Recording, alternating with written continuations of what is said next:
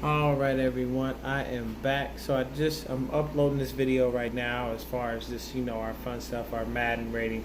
But let's get to the, you know, things that we got to talk about before training camp comes around. Now, we have a host of players that need to be healthy for training camp. We want to see all these dudes on the field. We don't want to see no more injuries. We don't want to hear, oh, we're holding out. We don't want to hear none of that. So, basically, everybody's supposed to be healthy. The only person that's still a question mark right now is Quan Alexander. There has been no update on him. Jerick McKinnon's technically supposed to be a full go. Jimmy G, a full go. Jason Verrett, a full go. All of our injured players that we had in OTAs, they're ready. They're a full go. Matt Breida, Fred Warner, all those guys. Everybody's ready. Everybody's going to be a full go. We still got 2 weeks before we even hit training camp. But as far as word out of San Francisco, all those guys are ready. They're all a full go. The only person that we have no real update on is Quan Alexander. Did see him doing some workouts there, kind of doing a deadliftish type workout with jumping. So, when you're doing that, that looks like that's good rehab work. So that's a good sign for him to see if he can come back because, as I've stated in my previous videos, we didn't pay him $54 million to be a fucking counselor or be the rah-rah guy or a goddamn cheerleader. We paid him $54 million to get on the field and knock motherfuckers out. That's what we paid him for.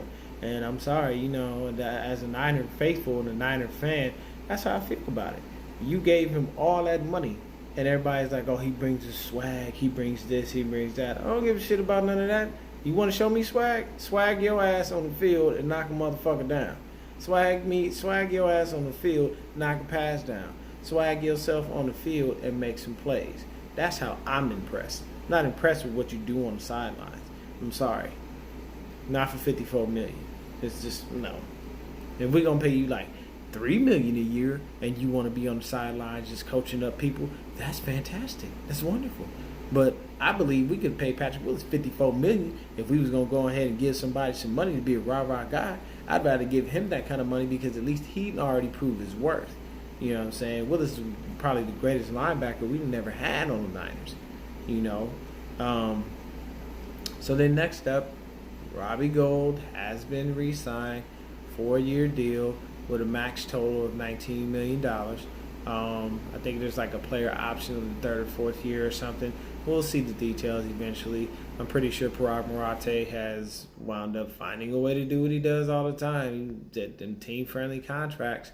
And speaking of contracts, we still have 2 people that have not signed theirs, and I think it's possibly because of their agents and maybe even them. There's probably some minor language in the contracts, and that is our 1st and 2nd round picks. That's Nick Bosa and Deebo Samuel. Now, everybody is optimistic that they will sign before training camp starts, possibly even 2 days before training camp starts, which would be on a Friday. But my issue is like, let's get them signed. And we don't have time for this. Because if you're missing training camp, you're missing valuable time. Deebo started out in OTAs, and next thing you know what happened? He got hurt. So now he got held out of OTA, so he just standing there reading. Like, it's one thing to absorb mentally and to actually play physically, because players will tell you, without you kind of getting your body back into football shape, where you're actually out there getting hit, you actually out there doing things, you know what I'm saying, letting it go through your mind and actually having your body go through the motions, they'll tell you right now it's going to leave a lot of rust on you and put you behind because you got to get up to speed. So the biggest issue is for Deebo Samuel, it's even worse because we need him to be on the field. We need him to start making a connection with Jimmy G. He has to be able to develop the timing and the chemistry properly. And if he doesn't do that, then once he gets on the field, you can't you don't learn something like that on the fly. You build that kind of relationship with the quarterback over time. So he's already got a connection with KB. He's already got a connection with Dante Pettis. He's already got a connection with Kittle, and the guys that we already have on the squad, even with Keys. But you can't have that connection with Deebo Samuel if you're not there, if you're not playing. And then when it comes to Nick Bosa, y'all already know how I feel about Bosa. I'm not high on him holding out right now because I saw what his brother did to my boys team, the Chargers. You know what I'm saying? And I mean, it worked out because when Joey's healthy, Joey's a monster, and when Nick is healthy, Nick's a monster. But the issue is that Nick ain't healthy. Nick ain't been healthy the last 2 years. He ain't played a full season the last 2 years. And he getting OTAs. What happened? Oh, my hamstring. So he posts a video on Instagram where he's working out and he's doing stuff. Okay, you look like you ready. You look like you were full go. So there shouldn't be no setbacks. There shouldn't be no nothing. The only setback is you ain't put that damn Nick Bosa name on the dotted line. So if you want to go ahead and get paid, sign on this dotted line and get this shit together. And if you mad about an injury clause, that's your history. What do you expect a team to do but protect themselves from a situation where they don't want to be sitting up there having to be on the hook for all this money and you done got injured? You can't blame nobody, you know what I'm saying, but yourself on that one. I don't know what it is, whether you don't drink enough water, whatever the case may be. And I'm not saying that man shouldn't get his money. I'm saying he should get his money. And yes, for players, it's really hard. The average lifespan of a player in the NFL, I believe, is 2 to 3 years max. But Nick Bosa has a chance of having a very bright future if he could just stay healthy. So the thing is if there's something in there that Parag Marate has put in there as far as the language is basically protecting us against him being injured and us being on the hook for a ton of money and not having it out, then I have to agree with Parag. I mean, shit, let's do what we got to do. It's simple. You either sign on the dotted line or you don't. And if you sit there and you hold out, that just pushes you further and further into purgatory. You're back. You know what I'm saying? You got to sit up there and try to figure out exactly what's going on. Then you got to learn the defense again. Because he has natural pass rushing ability. Like, it's certain things you can't teach. Like, just like you can't teach speed, you can teach someone how to be a pass rusher. But some people just have that innate ability inside of them just to be a monster off the edge. And honestly, when he's healthy and when you see him come off that edge, he's nasty. He's a beast. But you're only a beast when you're healthy. And if you ain't never healthy, why should we pay you all this money? That's just the situation. I'm sorry. There's no disrespect to that man, his family, his brother, nobody. But if you ain't healthy, you can't fault a team for wanting to protect themselves against that. So it's very simple. We got to get him on the field. But Robbie Gould is, a 49er for at least the next 4 years. So we got that taken care of. Like I said, Deebo Samuel has to sign. Nick Bosa has to sign. All the other players, as far as I know, that are injured outside of Jimmy Ward are a full go for training camp. I believe Ward probably will be back for training camp, maybe the middle of training camp.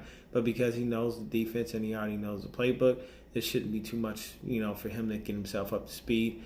Looking forward to preseason. Looking great. Looking so happy for preseason. Because preseason is going to bring back all the guys that we have and give us a chance to look at some new guys and see if we find ourselves a little diamonds in the rough here and there. I believe cornerback Tim Harris hasn't signed a contract, but I mean, he was like a 6th or 7th round pick, so what's going to make the difference? Our cornerbacks right now, we're trying to make sure everybody gets healthy. We did bring back Dante Johnson, but Dante Johnson has a tendency to get burned. So Keith could probably take him up top in his sleep. I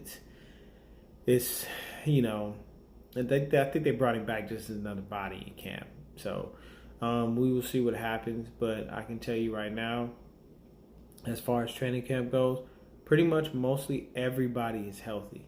There isn't anybody out there right now that isn't a full go, that wasn't a full go, outside of Quan Alexander. So we have to see what the report is on him. Hopefully, at least by next Friday, we can get something from him that says he's a full go. And if Alexander's a full go, that means that all of our players are there, defense and offense, and we should be good to go. Now, there's another question about a guy on our team that has a hard time kind of staying healthy.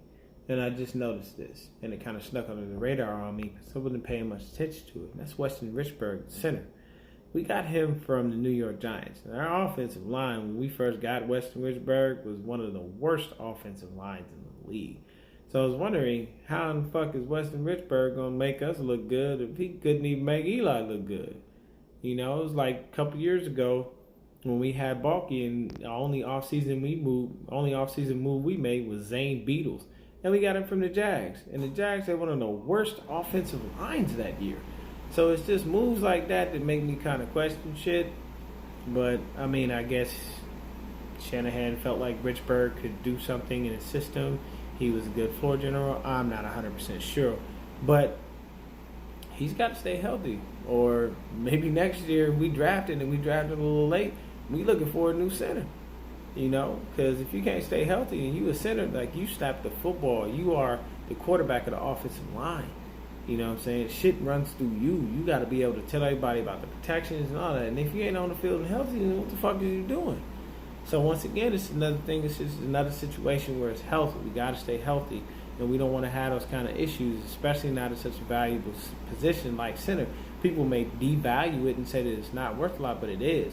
You're the quarterback of that O-line. You have to read the defenses. You have to kind of give a heads up to your quarterback and let him know things that he may or may not see, even though he has a better view than you do because your head is down. But still, it's just as valuable. So let's pray that we stay healthy this year.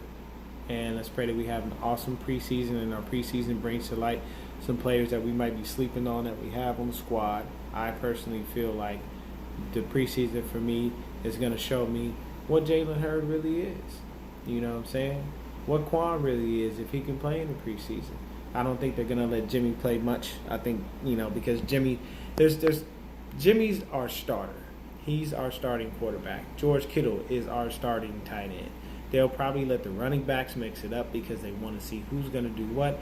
Our starter most likely will probably wind up being Tevin Coleman because McKinnon is working back from that ACL. Plus, we got to see if he's ready for all that, man. He was supposed to be ready for it last year. Towards ACL, boom, wasn't even there.